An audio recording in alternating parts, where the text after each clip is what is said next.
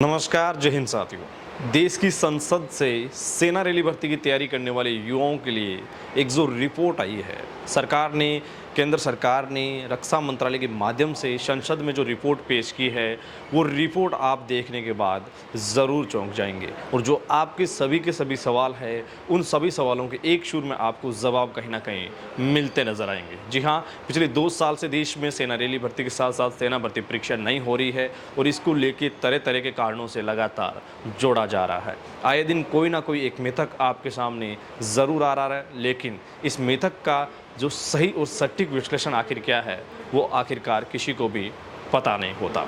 जी हाँ, देश के अंतर्गत हमने पहले भी एक वीडियो में बताया था कि भारतीय सेना जो है, इसको रक्षा मंत्रालय ने चाहा है कि इसमें तकनीकी जो चीज़ें हैं उसको बढ़ावा देना चाहिए। और इसी की लेके एक स्टेटमेंट आई थी पिछले साल जब पहली वर्षगांठ थी। आपको पता है एयर स्ट्राइक बालाकोट थी उस टाइम।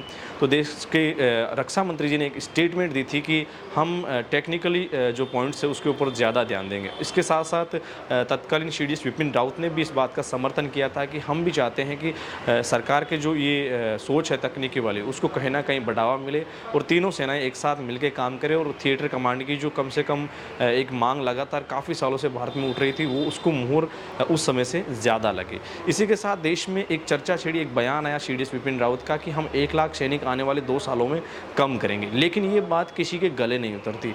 आप गूगल इंजन पे जाओगे तो सर्चिंग में जाओगे तो हर जगह आपको ये स्टेटमेंट जरूर देखने को मिल जाएगी। और ये रक्षा मंत्रालय की संसदीय समिति ने दिया गया स्टेटमेंट नहीं, बल्कि एक ये रिपोर्ट भी यही बोलती है कि वो कम करने के विचार में है। और ये भी बोलते हैं कि भारतीय सेना के पास जहां 80 जवानों की ज़रूरत है, वहां अभी 120 जवान है।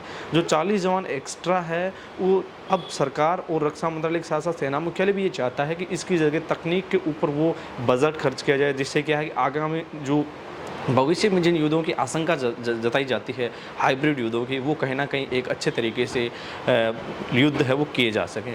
तो साथ ही उस वीडियो के माध्यम से जो 1 लाख सैनिक जो कम होने की जो संभावना है, वो उसका सही गणित आपके साथ साझा कर रहा हूँ। वीडियो अंत तक ज़रूर बने, क्योंकि ये आपके ज़िले, आपके राज्य से जुड़ी हुई अपडेट बहुत बड़ी है। और आपसे 1 लाख सैनिक जो कम होने की जो आशंका थी, वो कहीं ना कहीं संख्या ज़रूर पार कर गई है। केंद्र सरकार ने संसद में एक स्टेटमेंट दी थी। देश के कई सांसदों ने इस मुद्दे को जब सरकार के समक्ष रखा कि आप हमें भर्ती कितनी करवाई है पिछले 7 सालों में, इसका ब्यौरा दें। और जो साथी इस ब्यौरे को पढ़ना चाहते हैं, देखना चाहते हैं, वो लोकसभा की ऑफिशियल वेबसाइट के जाके और इस क्वेश्चन का आंसर भी प्राप्त कर सकते हैं। उसकी PDF आप प्राप्त कर सकते हैं। ये सही डाटा है और कुछ स्टेट के मैं डाटा आपके साथ साझा कर रहा हूँ, जिससे आपको पता चल जाएगा कि कितनी वैकेंसी कम हो रही है और कितनी कटौती हो रही है। देखिए, आप जब देखेंगे, आप स्क्रीन के ऊपर भी देख रहे हैं कि आंध्र प्रदेश में 2426 वैकेंसी हुई है 2019-20 के दरमियान। इसके साथ साथ बिहार की बात करें तो 4559 वैकेंसी बिहार में 2019-20 हुई है। साथ साथ बात करें छत्तीसगढ़ तो 622 है।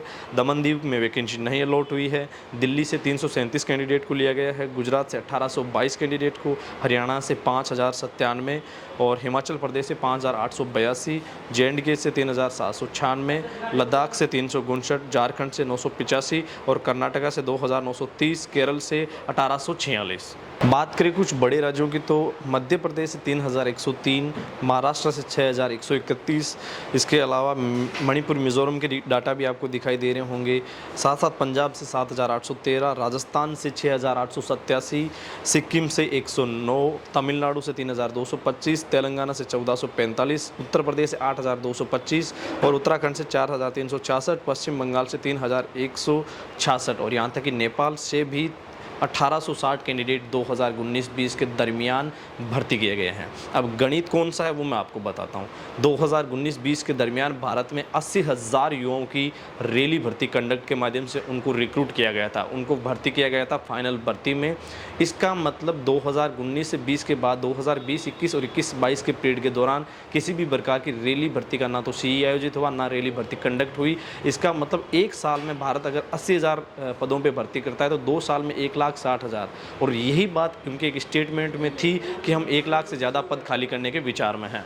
सरकार के द्वारा संसद में पेश की गई रिपोर्ट के आधार पर मैंने आपको बताया कि सेना में जो 1 लाख पद खाली करने को लेके, कम करने को लेके लगातार कई इस तरह की स्टेटमेंट आई थी, कई इस तरीके की बातें सामने आई थी।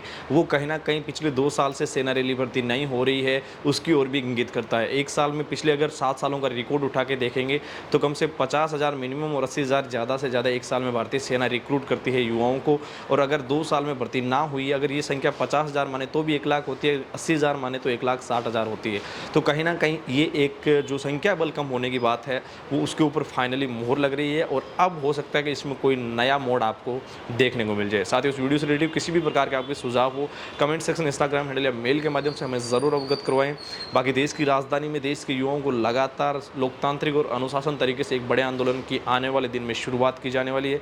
तो ज़रूर आप इस आंदोलन का हिस्सा बने, सपोर्ट कीजिए और अपने हकों के लिए लोकतांत्रिक तरीके से सरकार के साथ अपनी आवाज़ बुलंदी से उठाइए। साथ ही आप देख रहे थे रेडी आर्मी पॉइंट। इस वीडियो से रिलेटेड किसी भी प्रकार के सुझाव हो मुझे कमेंट सेक्शन, इंस्टाग्राम हैंडल या मेल के माध्यम से अवगत जरूर करवाया करो। अपने मेज़बान दनिश को दीजिए इजाज़त। मिलेंगे एक और सटीक विश्लेषण भरे वीडियो के साथ। वीडियो के अंत तक बने रहने के लिए आपका दिल से शुक्रिया। जय हिंद, जय भारत।